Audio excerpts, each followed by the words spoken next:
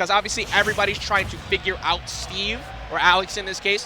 What is your approach here as the Rob player to try and handle it? I mean, a lot of this is... Okay, so I think Steve's weakness, I think one of his weaknesses is that he's actually not very good at the beginning of the match. Like, he's not top tier at the beginning of the match. He doesn't have any of his good resources. He only has the 3 iron to work with. So you kind of want to capitalize where he's not at his best, which is usually early on. I'm not saying you have to go full aggro, but you're going to be more aggro on average over the first like 30 seconds than you would like on the average part of the rest of the game. Yeah. And that's, I think, something underlooked in the matchup against him. It is definitely a win condition in and of itself if you can get them down to second stock and they were not able to get to diamond. Yeah. So if you're able to force that pressure on them early, which Rob can do with gyros and lasers, but also short hop fair is a really good just check until they want to stay still. Yeah, you want to at least be close enough to threaten them. It actually takes like a certain, I don't remember how many, like 7 or 8 frames or something to like actually stop mining. You can't shiv it away while mining actually. Yeah, that's why they usually have something backed up and try to like make sure there's a block in the way. Yeah, you have to like preemptively stop like early. That's so weird. That was actually really odd. I think he just let go of it at the last second, but the very rare time where we see Reflector come out from side B. DJDon already sitting. Oh, what a weird interaction. He was underneath and got crossed up into the wall, and that's going to be the first stock going away from Kip. Rob ran away the entire stage to avoid that minecart.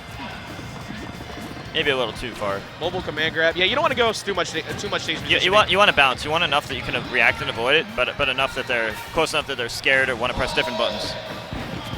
It's a balancing act.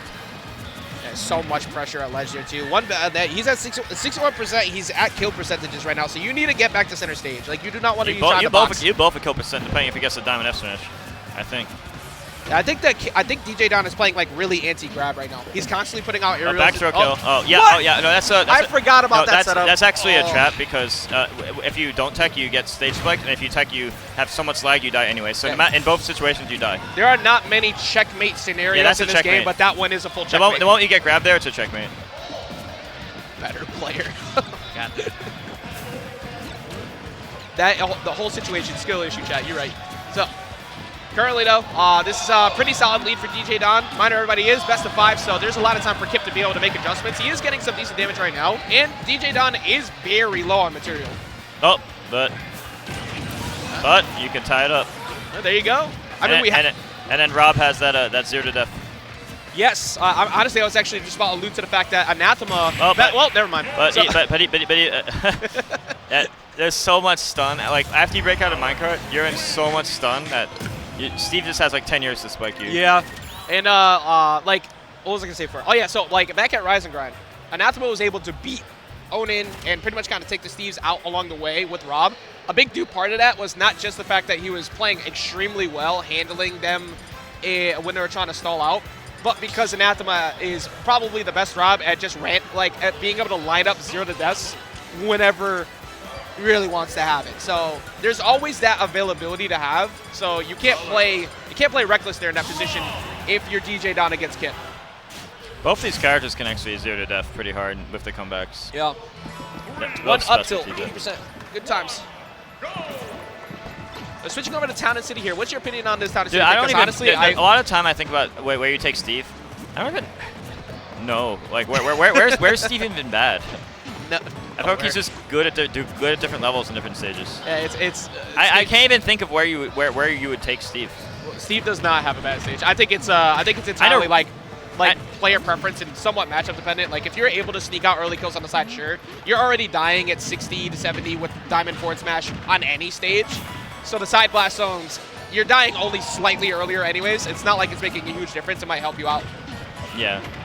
I know Rob likes this because Rob has a lot of side kills at the side B. Yep. And the small LEDs to blast on town is useful for that. Back air is a little bit more viable here too. Like it's already a really good move in general, but back air sneaking right there, on that. the 195 high ceiling in the game, that can work against Rob sometimes because Rob is also pretty good at killing upwards. That's a good point. Actually, that might be part of why he switched because even though he finally got an attempt at an up air there, all last game we were talking about how DJDon was very anti-grab. Down smash will finally do it though. Yeah, and when you down tilt and run up down smash at that spot, you can actually cover all 4 techs with a hit, and anything except tech roll in at that particular spot would actually be a KO. Yeah. Now, in your opinion, in these positions, a lot of times people want to try to slow it down a bit so they can keep the lead for No, I someone feel to like approach, Steve but is, Steve I feel like no doesn't matter, care about Steve that. literally just is going to do what he's going to do every time regardless. Like 99% of the time, I'm winning mine, I'm losing mine. The only time you don't really care about the mining is if they're like super close to you and pressuring you, or if you, depending on having very little material, you know, you have to do it, but if you have a lot of material, it's different. It's like, oh, I have 2 diamonds, who cares? It doesn't matter. It doesn't matter anymore. If you're Kip in that position, you're still trying to push. Yeah, I mean, if you look, he doesn't have diamond. You might as well get it if the other person's giving you breathing room. But if they're not giving you breathing room, then you have to mix up fighting and doing that. Good thing he didn't air dodge. Oh, No, that's going to be a good reversal. Yeah. Excellent job for catching him overextending a little bit there, because he would have died if he dodged down or went down. Fully committed to that. That was a good Z catch by Rob. He was tumbling, he just caught it. Yep, I know I've seen Kip before too. Like, this is not the first time I've seen Kip, and this is winter quarters of the pool as well too. So it's progressing along here. And yeah, dude, he died 70. honestly, if you see the block there, chat, just let him run. He's gonna try to back through. Just don't even, like, I know it's tempting because you see it, but just don't bother. They're gonna fist the back throw.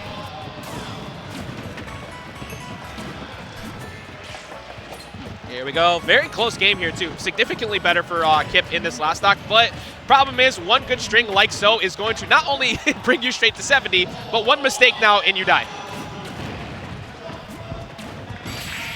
Blocking away? No, he didn't end up hitting the block. He still gets to live with the eye to the corner. That was the... This is where you say amazing DI, and it's like, thanks, I held right. I like the idea that he was going for there, and then he forgot that minecart's a thing. So, unfortunately, ended up losing his stage control of that. But going for a jump read. Oh, no. Don't know. I'm not even sure. No. That was some weird buffer, change his mind, but you can't change your mind this game. You have, like in Melee, you can do stuff like that, and it's not going to buffer. Yeah. Like, you could change your mind at the last moment in Melee, for example. I'm not one to say, like, unfortunate very can't. often. I don't really like using that as a term because sometimes people will get set up for it. That straight up was just unfortunate, though. You're Rob. That's the you better be used to Smash Ultimate buffering moment. Yep. So right now we're going to get into game number 3 with a character switch. We're gonna go over to Joker. I'm very curious about stage pick. We're gonna Small Battlefield. How are you feeling about this? Honestly, I felt like he was doing fine as Rob. Yeah, but it's you're down 2-0. You might as well test it. Like, it's on one hand, it's fine to do Rob because you could have won 3 times. On the other hand, maybe you're not really sure if you're Rob or Joker, and you want to test both. Well, it's that time to try to figure out if he can get it done.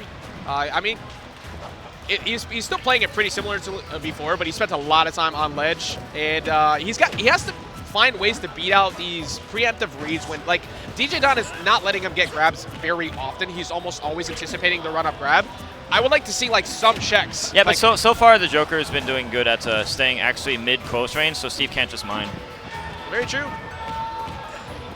Looking for him, not going to take too much there, only going to 55%. Arsene is pretty close as well, so Arsene back here is going to be a very viable kill option, as we see right now.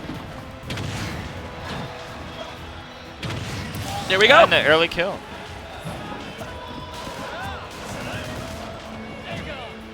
Sabi coming through. So, Kip looking a lot better here. Now, if you're DJDon, because we haven't really had this situation come up yet, if you're DJDon in this position, what is your game plan now that this Joker has actually been doing pretty well? Like you said, I mean, you're probably doing the same thing. It's just I think the biggest thing is that Joker needs to stay close enough to not let the free mining happen. Yep. It's all about the mid range. If you're far stage, if you're like really far from Steve, there's no reason you shouldn't mine. Yep. Or block into mine. And I think that's the key against Steve. A lot of people don't realize. That was actually a pretty solid setup right there, too. He just snuck the minecart right through at the last second. And I actually, you know what? I'm not too surprised to see this happen here as an answer to what you were just saying. Down guns is a good option, at least to force him to have to get up. Yeah, and something about the planking there, like the ledge camping. With the blocks, you can actually like keep your invincibility. So you kind of cheat the balance system in a way by being able to do that. It's not technically safe, but it's good risk reward for the Steve. I'm surprised I don't see it more often by Steves.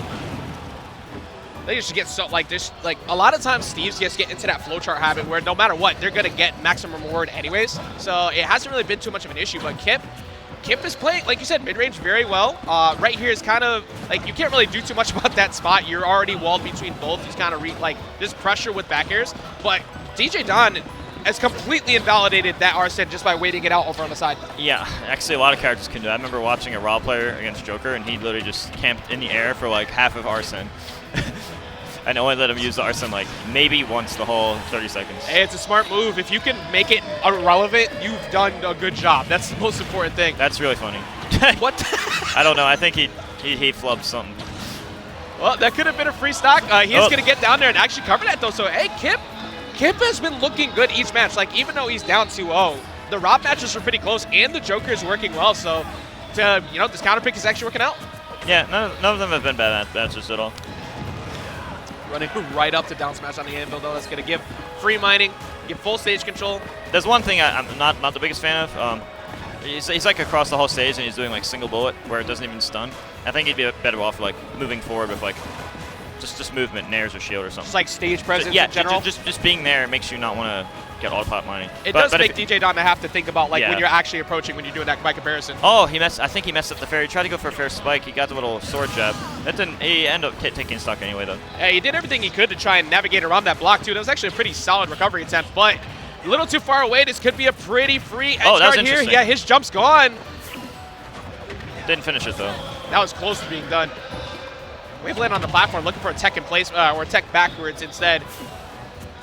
Honestly, I'm not feeling too comfortable. Oh, he messed up the shield grab. He was trying to grab neutral stand, but he messed time. That could have been the game right there too. He could have gotten the down throw. He's looking for it right now, but he just gave up. He just gave up stage position for that. Oh, he's trying to get a down air up smash. Once again, yet another Arsene that was kind of validated out. I didn't think he wanted to jump from ledge. That did not seem like it was meant for that timing. So, if you you actually forfeit your invincibility early if you press back or down from the ledge early, because the same frame you drop from the ledge, you forfeit invincibility. Yep. This is actually a feature that's in Smash 64, Smash Wii U, and Ultimate, but is not in other games. So that's actually makes dropping from ledge a lot riskier in this game. Yeah. If you just sit there and do nothing at like low mid %, there's a high chance you invincibility through the move. Yeah, but it's so scary in those positions too, because like most of the time when you're staring down to Steve, you're worried maybe they're gonna go for a roll read or cover neutral, get up a forward smash. But instead, obviously hindsight's 20/20. If you roll in, you take the other side of that hit down smash, you don't die. But you want to get up, get a little preemptively aggressive because he's hovering over the ledge.